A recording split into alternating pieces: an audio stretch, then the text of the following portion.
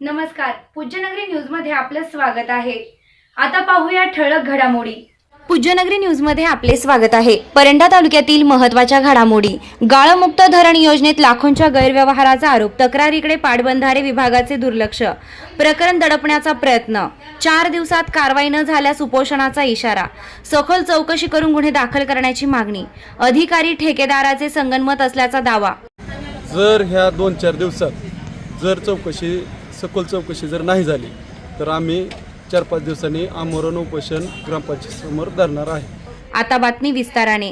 परंडा तालुक्यातील साकत बुद्रुक येथील गाळमुक्त धरण गाळयुक्त शिवार योजनेत प्रत्यक्ष गाळ उपसा न करताच बनावट कागदपत्रांच्या आधारे शासनाच्या लाखो रुपयांचा निधी लाटण्याचा प्रयत्न सुरू असल्याचा आरोप करण्यात आला आहे। या संदर्भात कारवाई करण्यास टाळाटाळ होत असल्याने 4 दिवसात कारवाई नाही झाल्यास उपोषण सुरू करणार असा इशारा तुषार फरतडे यांनी दिला आहे।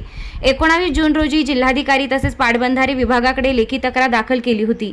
मात्र तक्रार दाखल होऊन अनेक दिवस उलटूनही कोणतीही ठोस कारवाई न झाल्याने तक्रारदारांनी तीव्र नाराजी व्यक्त केली। निवेदनात म्हटलं आहे की साकत प्रकल्पातून सन 2024 व 2025 या कालावधीत गाळ काढण्याच्या कामास मंजुरी देण्यात आली होती। मात्र प्रत्यक्षात गाळ उपसा न करताच कागदोपत्री कामे पूर्ण झाल्याचं दाखवून खोट्या नोंदी व बनावट कागदपत्रांच्या आधारे शासनाच्या लाखो रुपयांच्या निधीचा अपहार करण्याचा प्रयत्न झाल्याचा आरोप करण्यात आला आहे। तक्रारदारांनी प्रशासनाकडे अनेक महत्त्वाच्या मुद्द्यांवर चौकशी करण्याची मागणी केली आहे।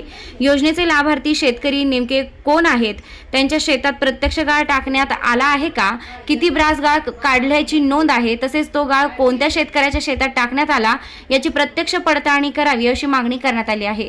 याशिवाय संबंधित कामाचे जिओ टॅग फोटो, GPS नोंदी, वाहतूक तपशील व इतर पुरावे तपासून लाभार्थी शेतकऱ्यांचे जबाब नोंदवावेत अशी मागणी निवेदनात करण्यात आली आहे।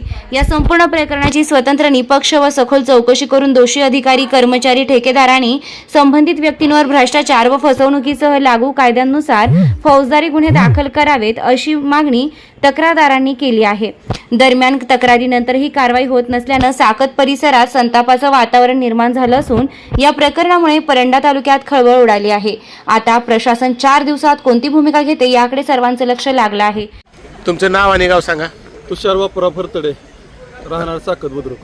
काय तक्रार आहे तुमची?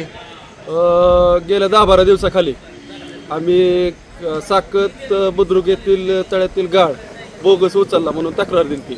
कुठे दिली ती तक्रार? कलेक्टर ऑफिस आणि पाटबंधारे विभाग 4 क्रमांक 4 ला। बरं, काय झालं? परत त्याच्यावर कोणीच काय दखल घेतलेली नाही। त्यामुळे आम्ही काय करणार आहे, आमरण उपोषण ग्रामपंचायत पुढे करणार आहे। या बातमीचे प्रायोजक आहेत Altamash steel and fabrication, Paranda. घर, शेत, बांधकाम किंवा फॅब्रिकेशनच्या सर्व कामांसाठी एकच विश्वासार्ह ठिकाण। सर्वात स्वस्त, सर्वात मस्त। भेट द्या व खात्री करा। पत्रे, पाईप, अँगल, हार्डवेअर, जाळी, द्राक्ष बागेसाठी फाउंडेशन साहित्य मिळण्याचं एकमेव ठिकाण। पत्ता कुंभेफळ रोड, वलीबाबा दर्गाजवळ, परंडा।